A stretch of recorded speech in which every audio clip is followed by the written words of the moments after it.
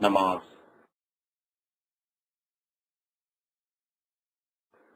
اسلام کے 5 ارکان میں سے دوسرا رکن۔ آپ صلی اللہ علیہ وسلم نے فرمایا، اسلام کی بنیاد 5 چیزوں پر رکھی گئی ہے۔ اس بات کی گواہی دینا کہ اللہ کے سوا کوئی معبود نہیں اور بے شک محمد اللہ کے رسول اور بندے ہیں، اور نماز قائم کرنا۔ اسی طرح آپ نے باقی چیزوں کا ذکر۔ اعمال میں افضل ترین عمل نماز کو اس کے اول وقت میں ادا کرنا ہے۔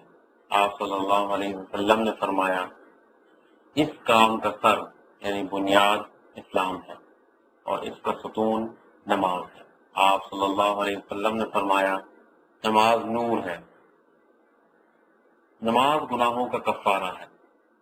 اللہ عز و جل نے فرمایا، دن کے دونوں سروں میں نماز برپا رکھ اور رات کی کئی ساعتوں میں بھی نماز برپا رکھ، یقیناً نیکیاں برائیوں کو دور کر دیتی ہیں۔ آپ صلی اللہ علیہ وسلم نے فرمایا، تمہاری کیا رائے ہے اگر تم میں سے کسی کے گھر کے دروازے پر نہر ہو اور اس سے ہر دن 5 دفعہ غسل کیا جائے، کیا اس پر کوئی میل باقی رہے گی؟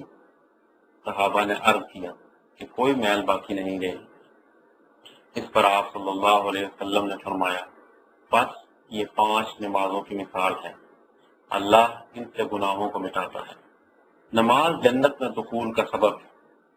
آپ صلی اللہ علیہ وسلم نے ربیہ بن کعب سے فرمایا، جب انہوں نے جنت میں ساتھ رہنے کا سوال کیا تو آپ صلی اللہ علیہ وسلم نے جواب دیا، سجدوں کی کثرت کے ساتھ میری مدد کر۔ صلاۃ کا لغوی معنی دعا ہے۔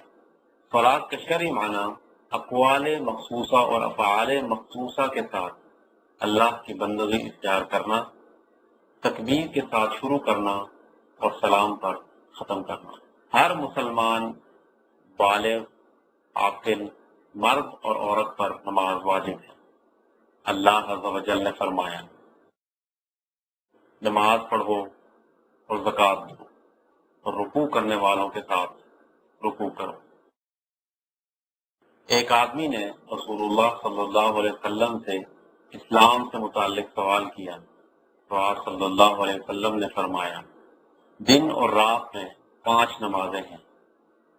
پھر حضرت طلحہ رضی اللہ عنہ نے پوچھا، کیا ان نمازوں کے علاوہ بھی مجھ پر کوئی نماز فرض ہے؟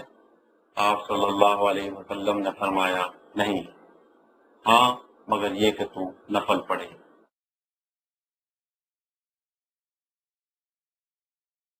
اسلام نے بچوں کو نماز سکھانے پر زور دیا ہے۔ آپ صلی اللہ علیہ وسلم نے فرمایا، تم اپنے بچوں کو نماز کا حکم دو جب وہ 7 سال کے ہو جائیں اور ان کو مارو جب وہ 10 سال کے ہو جائیں۔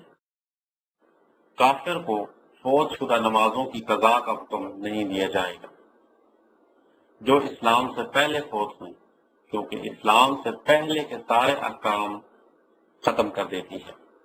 نماز کا چھوڑنے والا اس کے وجوب کا انکار کرنے والا ہے، بس اگر وہ انکار پر ڈٹا رہے تو وہ کافر ہے۔ اللہ اور اس کے رسول صلی اللہ علیہ وسلم اور اجماع امت کو جھٹلانے والا ہے۔ جس نے جان بوجھ کر اور سستی کی وجہ سے نماز چھوڑی، بس تحقیق اس نے کفر کیا، اور بادشاہ پر لازم ہے اس کو نماز کی طرف دعوت دے اور اس پر توبہ پیش کرے 3 ماہ تک۔ بس اگر توبہ کر لے تو ٹھیک، ورنہ اس کو ارتداد کی وجہ سے قتل کر دیا جائے۔ اس لیے کہ رسول اللہ صلی اللہ علیہ وسلم نے فرمایا، نماز ہمارے اور ان کے درمیان ایک معاہدہ ہے، بس جس نے اس کو چھوڑا اس نے کفر کیا۔ اور آپ صلی اللہ علیہ وسلم نے فرمایا، بے شک آدمی اور کفر و شرک کے درمیان فرق نماز کا چھوڑنا ہے۔